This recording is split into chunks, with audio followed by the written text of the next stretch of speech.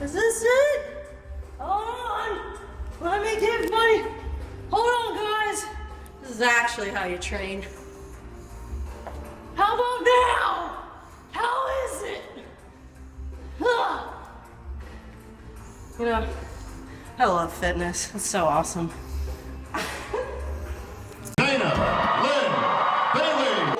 Let's go! Do what I do! Work like I still got something to prove! Let's go! All I do!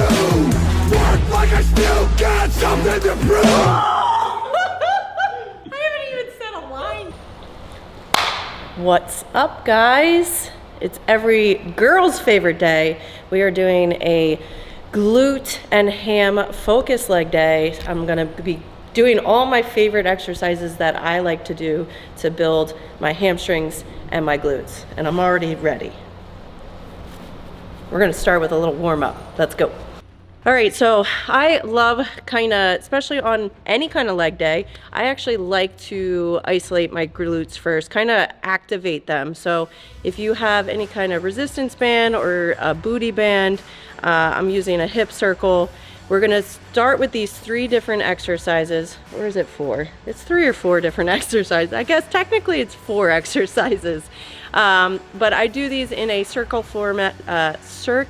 format, 3 rounds, 20 reps pretty much of each exercise. So first one that I do is a little combination of a lateral shuffle and I add squats. How I do it is I step right 5 times and then I do 5 squats. Then I step left 5 times, 5 squats. Step right 5 squats, step left 5 squats. So basically it's 20 and 20. Second exercise, we are doing a kneeling kickback. I kind of do, it's in between a donkey kick and a kickback. It's sort of in the middle. Donkey kick is straight up and just a regular glute kickback kind of goes out. So we're gonna kind of go in that mid-range. We're actually gonna do 10 per side. These are gonna be super slow. So 20 total, 10 per side. Last exercise is a glute bridge abductions. For the abductions, I'm holding a glute bridge and then I'm slowly separating the knees as far as they go and I'm holding for a good 2-second count. These I do not want fast. So nice and slow, controlled, and hold and contract. All right, next up, we're going to one of my favorite glute dominant exercises, and that's a hip thrust. So on this one, it kind of rocks back, but I'm still gonna be gazing forward. So all the way down, here's your full stretch, and then full contraction, your hips and everything should be a tabletop, chin will be tucked. So we're doing 10 to 12 full reps, hold for a second. And then once you get to your 10 to 12, so go heavy enough where 10 to 12 is gonna be a lot. And then we're gonna stay at the top and just do partials at the top. So you're not going all the way back down. So just tiny little partials and we'll try to get 10 more of those. So heavy as you can. We just don't need to throw 405 on it to get good glutes. Oh, my butt. Guys, my butt hurts already. All right, next up is a reverse hack squat. So if I was facing out, it's gonna be more quads. Facing this way, think of it like any kind of squat. Like if you're doing a barbell squat, the more upright your body, the more it's going to be on your quads. So that's why a front squat is more quad dominant, because your torso is very upright. As soon as you start having that angle in your torso, you're switching the emphasis over to your hamstrings and glutes. So by facing this machine, no matter what, you're gonna have that torso lean. So if you do not have a machine like this, you can actually, I've done it on a hack sled. You just reverse. It's just not as comfortable because your head's like in the pad. This is the best This is the best. If you don't have either of those, do a low bar back squat, because on a low bar, no matter what, you're not gonna have that upright position. You're gonna have a slight forward position because the barbell path has to stay this way. So no matter what, you'll be sort of angled. So alternate low bar squat. Oh my goodness. I need oxygen. All right, we're gonna switch to a unilateral movement. I always try to do in every single workout, I try to do at least one thing where you're working at one leg at a time.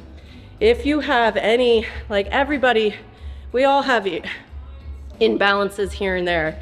If yours is very substantial, maybe your one leg is much bigger, your one quad is much bigger than your other quad, then I would probably do a lot more unilateral movement. God bless you. Holy shit. I tried so hard. Oh my God, please keep that in. It's because I tried so hard to keep it in for so long. Oh, you scared me. Anyway, unilateral movements are great to work on those imbalances. I always suggest when you are doing one leg at a time, you'll notice I always start with my non-dominant leg. It's my weaker leg. So always start with your weaker or non-dominant, or maybe the leg that's a little further behind. Start with that one and then go to the other one, because whatever weight you do or however many reps you do with that one, you match it with the other one. You never try to do more.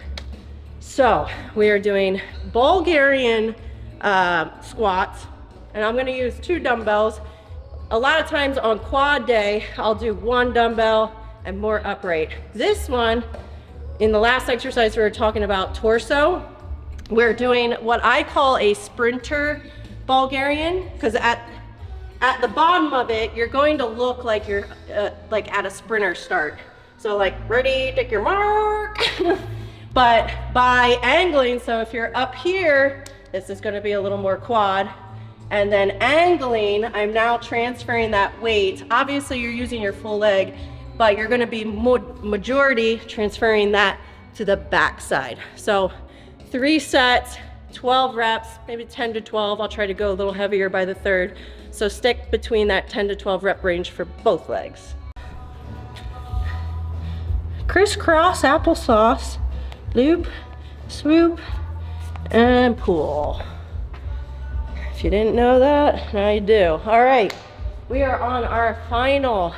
We haven't done any supersets yet on this workout, which is very, very unlike me.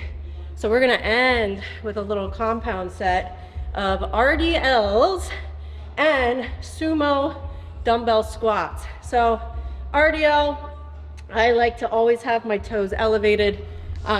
Just gives me a little more stretch through my calf and hamstring. I'm a little more, girls tend to be a little more flexible in our hamstrings. Guys, I don't want to break it to you, we're just really, flexible. You're welcome. So if you're not as flexible, you can go flat. Big thing here is I like to keep the dumbbells. It's a little bit, the only difference that I see with the stiff leg versus an RDL, I like the RDL a little bit more. You'll have a little bend in your knee. So as you come down, you'll have a slight bend, and then you're gonna keep the dumbbells very close to you. And then on your way up, I don't come all the way up to full extension, at least in my back, but I come to full extension with my hips. So you're gonna drive those hips forward, squeeze your butt, and then I kind of end this position instead of arching, because as soon as I go like that, it comes out of my butt and hamstrings and goes somewhere else. So we don't want that. So we want to keep the tension on, keep the dumbbells really, really close. You're going to keep the tension on right here, so you'll end sort of in this position, and then you'll go back down, really letting that butt drive back. Now, stiff-legged deads, you generally don't have a bend and straightening of you have a bend in the knee and then it stays there. And for me, the dumbbells come out towards my toes and then back up. Very similar. Those are just the little cute little things that are different. We're gonna go 12 reps.